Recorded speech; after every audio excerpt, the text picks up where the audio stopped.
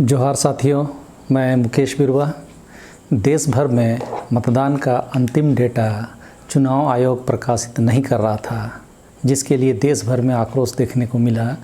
झारखंड भी उस आक्रोश से अछूता नहीं था, लेकिन सुप्रीम कोर्ट ने चुनाव आयोग को मतदान का संख्या प्रकाशित करने संबंधी निर्देश देने से इस चुनाव के बीच मना कर दिया था, जिसे चुनाव आयोग ने अपनी जीत के रूप में देखा, लेकिन केस रद्द नहीं किया। चूँकि चुनावी प्रक्रिया में कोई बाधा न हो बोलकर उस केस पर बाद में निर्णय लेने की बात कही।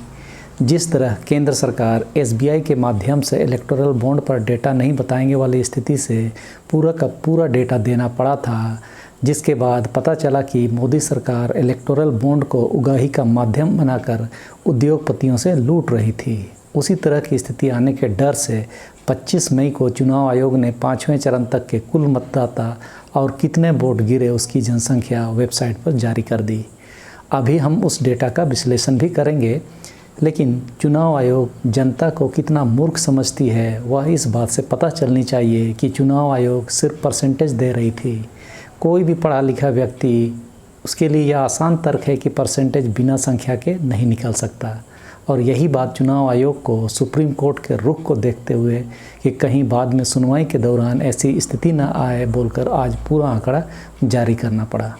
चलिए, आंकड़ा तो आ गया तो उसकी भी पड़ताल कर लेते हैं। 13 मई को दैनिक जागरण पेपर में लोहरदगा के कुल मतदाता 15,23,299 प्रकाशित हैं, जबकि आज के चुनाव आयोग की घोषणा में लोहरदगा के कुल मतदाता 14,41,302 यानी 81,997 मतदाता 12 दिनों में लोहरदगा लोकसभा क्षेत्र से गायब हो गए।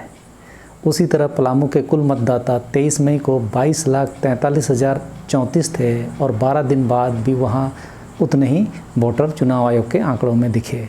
खूंटी के कुल मतदाता 13 मई को 13,10,445 थे और चुनाव आयोग के अनुसार अभी 13,26,138 मतदाता हैं, यानी 12 दिन में 15,693 मतदाता बढ़ गए। उसी तरह सिंहभूम लोकसभा क्षेत्र में 13 मई को 14,47,292 मतदाता थे और 12 दिन बाद चुनाव आयोग के अनुसार 14,47,562 हो गए, यानी 270 वोट बढ़ गए। 5वें चरण के लोकसभा क्षेत्र चतरा में 20 मई को 16,89,926 मतदाता थे और वहां के कुल मतदाताओं की संख्या चुनाव आयोग के आंकड़े में अभी भी उतना ही है। उसी तरह कोडरमा में कुल मतदाता 22,05,318 थे और चुनाव आयोग के घोषित सूची में भी उतने ही हैं।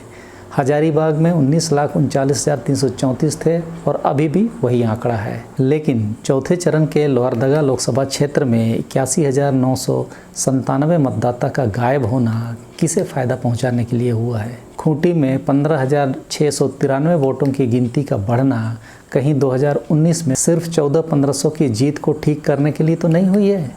और पश्चिमी सिंहभूम सीट पर भी 270 वोट क्यों बढ़े? कोई तो जवाब दे होगा। चुनाव की घोषणा के बाद मतदाता संख्या में हेरफेर शक पैदा करता है। वैसे भी वोटिंग परसेंटेज के मामले में आपने मेरे इस वीडियो में देखा ही है कि कैसे 3 दिनों में वोटिंग परसेंटेज बढ़ गया था। चुनाव आयोग से ज़्यादा पारदर्शी पद्धति अपनाने की उम्मीद की जाती है, लेकिन हमेशा शक के लिए आंकड़ों से क्यों खेल रही है? आप भी सतर्क नागरिक होने के नाते सवाल उठाइए और जवाब मांगिए। DMK जैसी पार्टी होती तो शायद आज हम भी आराम की नींद सो रहे होते, लेकिन हमारे यहाँ की पार्टियाँ उतनी पढ़ी लिखी नहीं हैं और ना ही हम शायद उम्मीद कर सकते हैं। तो वैसे में जनता को ही यह लड़ाई लड़नी होगी, यानी आपको और हमको ही लड़ना होगा। जानकारी हाथ में हो तो लड़ाई आसान हो जाती है। आपको यह जानकारी कैसी लगी कमेंट में ज़रूर बताएं। वीडियो को लाइक, शेयर और सब्सक्राइब ज़रूर करें ताकि जानकारी ज़्यादा से ज़्यादा लोगों तक पहुँचे। इस वीडियो में इतना ही। सबों को धन्यवाद। जोहार।